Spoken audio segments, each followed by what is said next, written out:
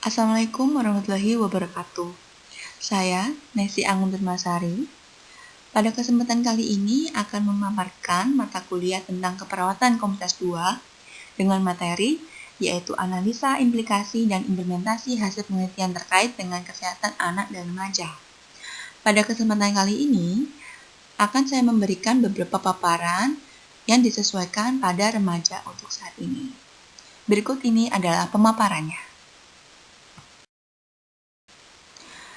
Remaja saat ini disebut dengan remaja milenial, yang dimana remaja bisa mengetahui beberapa informasi dan sarana komunikasi yang bisa didapatkan dengan secara mudah, apakah itu menggunakan gadget, laptop, ataupun beberapa media-media bisa diakses dengan mudah. Hal ini membuat sarana informasi yang didapatkan itu relatif lebih cepat untuk bisa diterima. Di tahun 2020, remaja saat ini disebut dengan kaum milenial, yang dimana kaum milenial lebih terdepan untuk mendapatkan saran informasi dan juga media-media yang bisa diakses dengan cara yang mudah. Beberapa analisis yang sudah saya dapatkan dari menganalisis terkait remaja di era milenial saat ini, didapatkan bahwa analisis terkait dengan remaja yang pertama berupa remaja sendiri berada pada masa transisi, yang dimana remaja memiliki keunikan dalam tahap dan pertumbuhan beserta perkembangannya. Hal ini sangat pesat sekali secara fisik, psikologis maupun sosial, sehingga remaja pada era milenial ini saat berkontribusi ataupun bersosialisasi dengan teman ataupun teman sebaya, itu dikatakan lebih cepat. Kemudian yang kedua, remaja mengalami masa yang penuh dengan goncangan atau stres yang dialami terlihat begitu kompleks. Hal ini membuat gejolak dari remaja sendiri terkadang bisa mempengaruhi dari psikologis si remaja tersebut. Sehingga dari pergaulan pun akan mempengaruhi bagaimana remaja tersebut dapat menyelesaikan problem solving permasalahan yang ada di dalam remaja tersebut. Dan yang ketiga yang saya temukan adalah remaja sendiri sangat beresiko terhadap masalah-masalah kesehatan reproduksi, yaitu berupa perilaku seksual pranikah, nafsa, dan HIV/AIDS. Karena ditemukan saat ini, remaja-remaja sudah banyak yang menggunakan obat-obat terlarang dan juga bisa hamil di luar nikah atau di persidangan seksual pranikah. Beberapa data yang sudah saya temukan dan saya analisis. Data yang pertama yaitu pada data survei kesehatan reproduksi remaja Indonesia. Di tahun 2007 ditemukan bahwa hal ini menunjukkan adanya remaja yang mengaku mempunyai teman yang pernah melakukan hubungan seksual pranikah.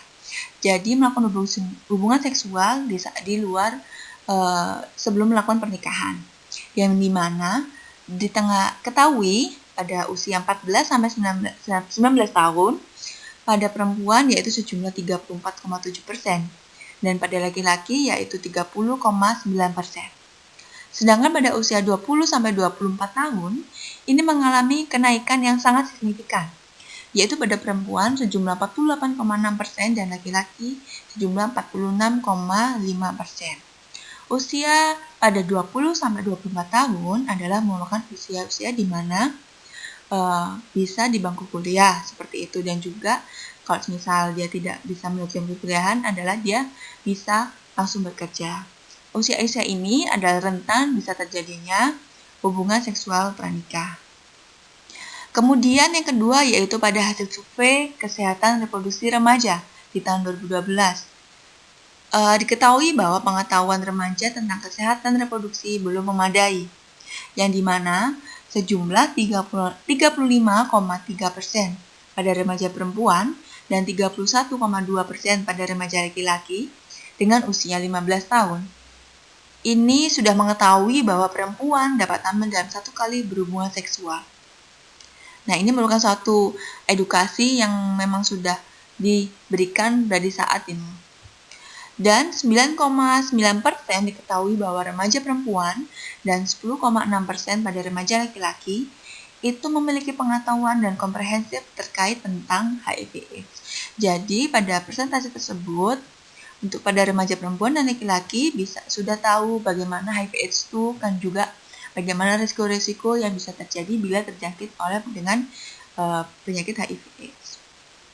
Kemudian yang ketiga, yaitu tentang program kesehatan berbasis sekolah yang dibentuk disebabkan karena masalah kesehatan remaja masih tinggi. Hal ini terdapat 3 persentase yang saya dapatkan. Pada persentase yang pertama, yaitu sejumlah 74,9%, remaja tidak tahu cara menghindari penularan HIV/AIDS. Jadi masih ditemukan remaja yang menggunakan narkoba dengan penggunaan suntik dan juga yang lain-lainnya. Dan persentase sejumlah 71,6% remaja mengetahui informasi kesehatan melalui media. Adanya kaum milenial ataupun remaja milenial di saat ini, media-media yang bisa digunakan itu akan relatif lebih mudah.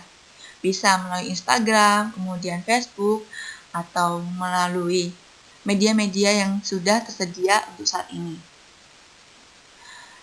Sedangkan sejumlah 22,8% remaja saat ini mendapatkan informasi kesehatan dari narasumber. Nah, pada narasumber ini dapat diambil pada saat di waktu di sekolah, bisa dari guru ataupun dari bimbingan konseling, dan juga ada penyuluhan-penyuluhan kesehatan yang bisa diberikan pada forum-forum ataupun dari sekolah. Selanjutnya pada implementasi hasil penelitian terkait dengan kesehatan anak dan remaja, berupa program pelayanan kesehatan peduli remaja atau disebut dengan PKPR, yang dimana program ini berupa program yang dikhususkan pada remaja. Dengan program kesehatan berbasis sekolah ini yang saat ini diterapkan di Indonesia. Pelaksanaannya dapat berupa bentuk jejaring dan terintasi dengan lintas program, lintas sektor, dan organisasi swasta serta LSM terkait dengan kesehatan remaja. Jadi kegiatan-kegiatan yang melibatkan remaja itu dimasukkan oleh program pelayanan kesehatan peduli remaja agar bisa lebih efektif dan juga lebih efisien bisa terkena dan terpapar oleh remaja. Kemudian setelah dilakukan program ini, dari hasil evaluasi Kementerian Kesehatan Kabupaten atau Kota, terdapat 4 puskesmas PKPR dan 31% diantaranya dianggap mampu untuk melaksanakan PKPR. Yang dimana harapannya dengan PKPR ini dapat memberikan sebagai panduan dan juga bimbingan dan juga arahan kepada remaja agar bisa menata kehidupan yang lebih baik. Kementerian Kesehatan Republik Indonesia juga menyatakan bahwa Standar Nasional Pelayanan Kesehatan Peduli Remaja atau disebut dengan SNPKPR, hal ini dapat digunakan sebagai panduan dalam menentukan kategori kemampuan puskesmas dalam pelaksanaannya. Itu terdapat ada beberapa tingkatan, mulai dari PKPR secara paripurna, optimal, atau minimal. Jadi dilihat dari evaluasi bagaimana PKPR berperan serta di dalam suatu puskesmas tersebut, serta menjadi alat evaluasi diri guna mengetahui kelemahan serta mendukung pelaksanaan dari PKPR. Bagaimana kontribusi PKPR ini terhadap menanggulangi beberapa permasalahan yang dialami oleh remaja. Berikut ini adalah beberapa capaian atau target pelaksanaan dalam PKPR itu sendiri. Yang pertama, yaitu aktif melaksanakan kegiatan PKPR dengan sistem pelayanan luar gedung di mana petugas puskesmas lebih aktif memberikan pelayanan ke sekolah atau bisa juga ke bimbingan ataupun ke kelompok-kelompok dari remaja tersebut. Dan kedua yaitu pada sarana prasarana yang dapat mendukung pelaksanaan PKPR sesuai standar nasional. Pada standar nasional ini, sarana ataupun tempat untuk bisa melakukan yang ada untuk dalam pelaksanaan PKPR bisa berjalan dengan baik. Berikutnya berupa perspektif remaja tentang PKPR, yang dimana sudah saya temukan terdapat 3 komponen dalam persepsi remaja tentang keberadaan PKPR itu sendiri. Kemudian yang kedua tentang persepsi tentang program PKPR, apakah sudah berdasarkan jenis pelayanan yang diberikan. Kemudian yang ketiga berupa harapan-harapan yang akan ditimbulkan tentang program PKPR yang akan datang. Jadi dilihat dari evaluasi selama program PKPR ini akan berlangsung. Pada persepsi remaja tentang keberadaan PKPR, terdapat 3 komponen yang akan saya jabarkan. Pada yang pertama, kegiatan PKPR kurang dikenal oleh remaja. Hal ini mempengaruhi di mana bahwa remaja kurang mengenali tentang kegiatan PKPR yang dilakukan oleh petugas puskesmas, sehingga kurang bisa program-program yang seharusnya dilakukan oleh puskesmas itu terkait dengan PKPR kurang bisa mengena pada remaja. Kemudian yang kedua, pada pelayanan PKPR yang telah diberikan dirasakan kurang. Remaja merasa pelayanan PKPR yang dilakukan oleh puskesmas diberikan pada mereka hanya sebatas sebagai penyuluhan dan pelatihan saja, belum adanya aplikasi ataupun secara terjun langsung bisa memberikan pemahaman tentang terkait permasalahan terjadi pada remaja. Kemudian pada remaja memiliki pemahaman tentang pengertian program PKPR ini. Remaja tidak mengenal keberadaan program PKPR, namun terdapat sebagian remaja yang mampu menyampaikan pemahaman tentang PKPR, sehingga program PKPR ini belum bisa menyeluruh kepada seluruh remaja. Hal ini diharapkannya program PKPR ini bisa berjalan dengan baik dengan adanya fasilitas kesehatan yang berupa puskesmas sebagai penanggung jawab pada program kali ini. Kemudian yang kedua tentang persepsi program PKPR berdasarkan jenis pelayanan yang diberikan. Yang pertama yaitu pada penyuluhan kesehatan. Hal ini telah didapatkan remaja 1 kali setahun pada masa orientasi sekolah dan dalam berbagai topik atau media digunakan. Dari penyuluhan kesehatan ini, remaja bisa hanya mendapatkan 1 kali setahun, padahal seharusnya pemberian secara edukasi atau penyuluhan kesehatan itu bisa dilakukan minimal adalah sebulan sekali. Kemudian yang kedua pada pelatihan kader kesehatan atau pelatihan pendidik sebaya yang diberikan pada remaja dengan topik dan media yang beragam. Namun sosialisasi yang dilakukan remaja masih terbatas. Kenapa diberikan pada remaja dengan pendidikan sebaya? Hal ini agar saat program PKPR ini berjalan, puskesmas memiliki mitra yaitu berupa remaja yang dengan usia yang sama bisa berkonsultasi ataupun memberikan solusi-solusi sesuai dengan usia pada kelompok remaja tersebut. Kemudian yang ketiga pada pemeriksaan klinis medis. Didapatkan remaja di sekolah dalam bentuk pemeriksaan fisik, mata, telinga, dan gigi. Dan ada pula pemeriksaan kesehatan di puskesmas. Hal ini menunjang sebagai pemeriksaan secara medis bagaimana secara kesehatan remaja tersebut tergolong sehat ataupun tidak. Lalu pada pelatihan keterampilan hidup sehat atau disebut dengan PKHS, ini tidak diketahui oleh remaja. Padahal dengan adanya keterampilan hidup sehat ini bisa memberikan paparan tentang bagaimana cara hidup sehat pada remaja. Kemudian pada rujukan didapatkan remaja setelah dilakukan pemeriksaan kesehatan secara rutin. Jadi ada pemeriksaan secara berkala. Jika dalam pemeriksaan secara berkala ini terdapat suatu pemeriksaan yang tidak sesuai, kemudian bisa dilakukan rujukan ke rumah sakit. Yang terakhir pada konseling. Konseling ini belum didapatkan oleh remaja di sekolah. Konseling hanya bertaraf pada BK atau bimbingan konseling di taraf sekolah. Namun, untuk bimbingan konseling untuk pada puskesmas dengan program PKPR ini belum bisa dilakukan secara optimal. Berikutnya berupa harapan tentang program PKPR yang akan datang. Setelah dilakukannya kegiatan-kegiatan yang sudah dilakukan oleh PKPR, dilakukan suatu evaluasi, yang dimana dari segi petugas kesehatan, kemudian juga remaja diharapkan keterlibatan dari pihak lain, tempat dan waktu pelayanan, media pelayanan, dan jenis pelayanan. Pada petugas kesehatan ini diharapkan memang lebih proaktif dan juga memberikan konseling dan juga bisa menyelesaikan permasalahan yang terjadi pada remaja. Kemudian remaja mengharapkan keterlibatan pihak lain. Pihak lain ini bisa dari pihak sekolah, pihak orang tua, pihak teman sebaya. Kemudian tempat dan waktu pelayanan.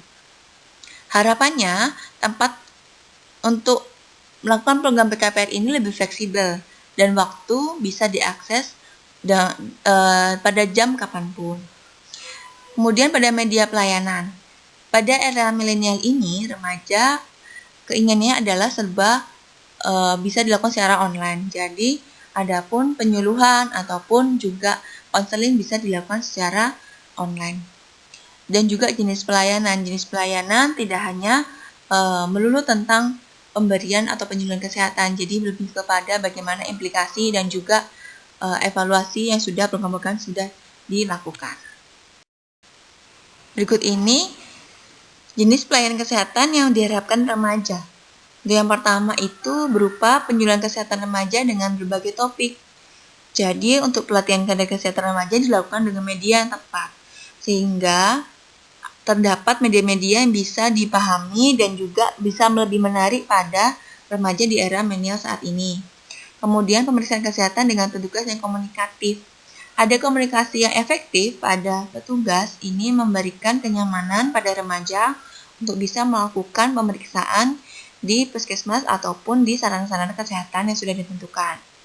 Lalu yang terakhir pada konseling masalah remaja. Pendidikan kesehatan reproduksi, hal ini dapat meningkatkan pengetahuan remaja terhadap pentingnya kesehatan reproduksi. Hal ini dilakukan agar remaja bisa lebih memahami bagaimana kesehatan reproduksi yang harus dijaga dan juga pemeliharaan yang harus dilakukan agar tidak terjadinya suatu kesalahan-kesalahan yang bisa terjadi pada remaja. Dari beberapa pemaparan yang sudah saya berikan di atas, berikut ini adalah berupa kesimpulan dari program PKPR yang sudah dilaksanakan. Yang pertama, jenis pelayanan ini perlu ditambahkan dengan adanya konseling. Kemudian, pelayanan dilakukan di sekolah dan luar sekolah, jadi sehingga bisa lebih terlihat secara fleksibel. Lalu ada tempat pelayanan yang nyaman dan tertutup, dilakukan di luar jam sekolah atau jam istirahat. Perlu pemanfaatan media sosial untuk menunjang komunikasi dan informasi pada remaja. Karena untuk zaman dan di eranya saat ini adalah lebih bisa mudah diakses dan juga bisa gampang dimahami oleh remaja di era milenial ini. Lalu petugas kesehatan harus mampu memberikan penjelasan tentang masalah yang dialami remaja.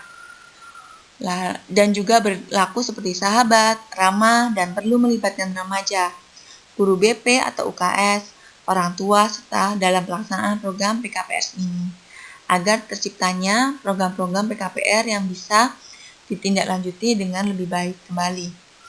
Remaja memerlukan pelayanan kesehatan remaja untuk mengurangi kematian dan penyakit pada remaja, sehingga mengurangi risiko penyakit di kemudian hari. Hal ini merupakan investasi dalam kesehatan yang akan datang, menjamin hak asasi manusia, serta melindungi masa depan manusia. Karena remaja merupakan sebagai generasi muda untuk memperbaiki dan juga dengan waktu masa usia yang masih panjang. Demikianlah pemaparan materi pada mata kuliah keperawatan komunitas 2 tentang analisa, implikasi, dan implementasi hasil penelitian terkait dengan kesehatan anak dan remaja. Semoga dengan ini remaja menjadi era milenial bisa memahami dan juga memberikan wawasan kepada Anda agar bisa memberikan program-program yang juga bisa menarik remaja-remaja milenial saat ini. Terima kasih atas perhatiannya. Saya tutup. Wabillahi taufiq wal hidayah. Wassalamualaikum warahmatullahi wabarakatuh. Sampai jumpa kembali.